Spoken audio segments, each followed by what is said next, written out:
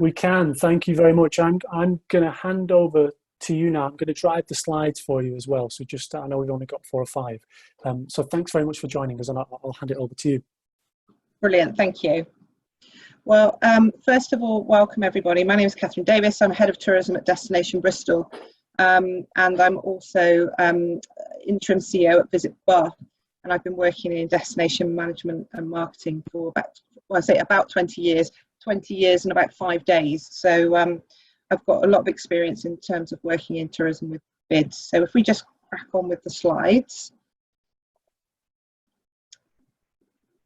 And we can go into the next one. So just looking at the visitor landscape, this is what I've called the old normal. So there's a bit of a time lag in terms of when we're looking at the economic impact of tourism in a destination, because we contribute to something, or we use something called the Cambridge model.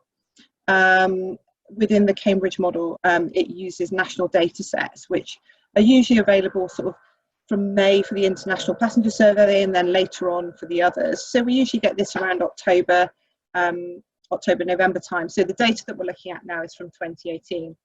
So for Bristol, there's just under 2.5 million staying visitor trips every year, about 25% of which are international. And it's a figure that was growing as well. So in 2019, early figures show that that's increased up and beyond 600,000 from 598,000 from 2018. The important thing is that the staying trips are worth over 500 million to the local economy, and Bristol as well attracts 13.5 million day trips, and which again worth over 500,000. The important thing, and why we separate out the international, is that while it says that it's 25% of the number of trips, it actually accounts for 40% of the spend. So this is why destinations like to attract international visitors, because generally they stay longer and they spend more money. So their value is significantly higher than a domestic visitor who may stay 1 or 2 nights.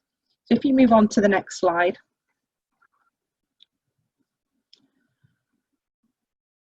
From the tourism industry's point of view, so everybody working in hospitality, visitor attractions, etc. Officially, it all came to a grinding halt on the 23rd of March, but actually what happened was that slowdown started significantly earlier in the year. And that was the impact from China, from Italy and French school groups initially, and then the reluctance of national travel before we then hit the 23rd of March. And what we've been doing since then is working with businesses to provide support and always looking forward then to when businesses will be able to open. The date that's been bandied around is the 4th of July, which still isn't confirmed. So when we're looking at what happens and how we support businesses and how we start to bring visitors back in, obviously there's a health issue to look at, but also we don't know at the moment. We're all working towards this 4th of July date. Also, what's not quite clear at the moment is, will they be able to open?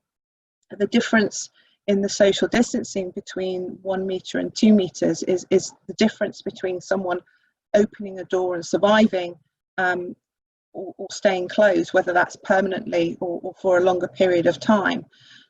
This isn't about businesses thriving. This is about businesses actually just surviving.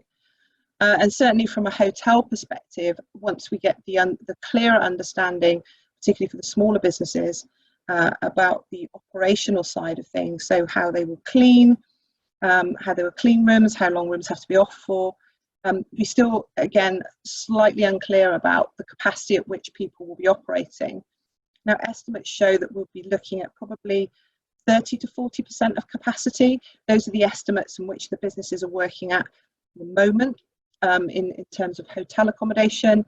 And again, it will depend on social distancing for things like pubs, restaurants, bars, and visitor attractions. So when we're starting to look at what we have for the future, we're still trying to put the pieces of those jigsaw puzzles together.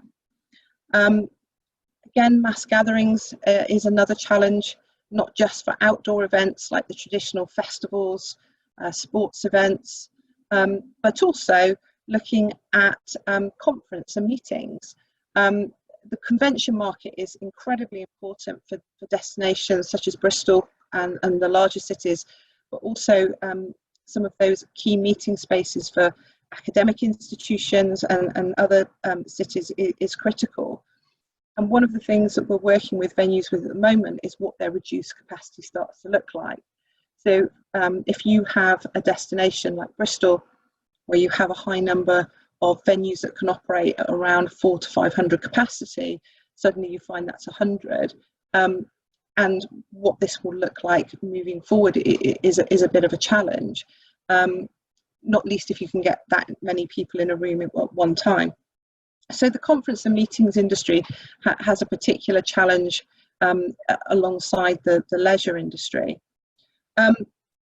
We have maintained very, very strong, close partnerships during all of this, whether that's with other destinations to ensure that we know we can learn from each other in terms of best practice, our liaison with Visit Britain and Visit England, who are our national bodies, but also organisations like UK Inbound, who are responsible, and a membership organisation we work with looking at inbound travel, DCMS, Tourism Alliance, Business Events Partnership.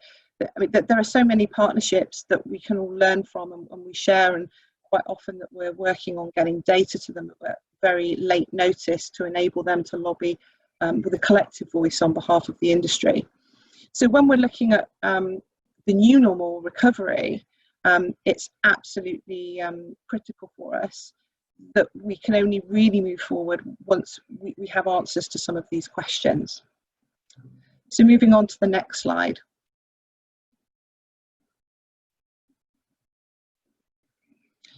Now, of course, the big opportunity for everybody is looking at domestic tourism. Again, whether that's business tourism or the discretionary leisure travel, the big staycation boom. And we know that there's pent-up demand in terms of that staycation, but when that can start and where that goes is going to be interesting. I think there was a move at the start where the anticipation was it would all be rural and coastal, and the cities would start to recover at a slightly slower pace. Again, that seems to change regularly with customer sentiment, and it will undoubtedly be led by the weather and what else is available. So for the domestic landscape, obviously the discretionary leisure traveller, it has got some choices to make, and there will be lots of opportunities out there for providing information about safe and accessible travel. Also for the businesses we're operating within the tourism and hospitality industry, changes in the working pattern are going to be quite critical, because if you've only got half your workforce coming in to use offices or working from home, that lunchtime trade, the after work business community, that takes a huge hit. And I think there's going to be a challenge around, you know, particularly for those hospitality businesses, the bars and restaurants, how they manage that lack of demand. July is an interesting month for many destinations, because it's the perfect storm of there still being business travel, you would have your leisure travel coming in, but also graduations. So again, if businesses can open in July, that's going to look very, very different from how it has looked traditionally. And again, we're working at reduced capacity. So when we start to see that business start to trickle in, we can see that that's going to be very different. And for the leisure traveller, they've become very used to making late decisions. So the average time of looking to booking, it can be 24, 48 hours in some cases. With this reduced capacity, people are going to have to be much more organised and make their decisions a lot earlier and with a lot more information than they may have done already. And that doesn't just mean where they stay, but also what they do. It's not just the hotels and the restaurants that are going to be operating at reduced capacity or may not be open. It's those visitor attractions, the cultural attractions. A lot are reducing capacity again to allow for social distancing, and will go to booking only. So it means we're going to have to educate our domestic visitors as well as anyone from further afield about what's available and how they can access it, because we want to make sure that people have the best possible visitor experience while they're here. One of the things that we've been talking to many venues about is the use of what would have been conference spaces in overflow workspace. Again, I said a lot of offices are operating at reduced capacity. So if there's an opportunity for those office spaces who don't have capacity to bring some of their workforce in, partnering with event spaces to be able to have that overflow workforce, I think it is an opportunity for both sides. Okay, on to the next one. As I said, the international audience is incredibly important for any destination due to the stay longer, spend more. But we can assume that there's certainly going to be very little international travel and certainly discretionary tourism this year, particularly where we've got the 14-day quarantine, which will just make it impossible, I think, for leisure stays. As and when we can start to look at bringing people back in, it will be very tactical. It will be based on those available markets and where we have connectivity. And for Bristol, that means routes into Bristol Airport and working with airports and destinations at the other end of those routes to ensure that people know that it's open.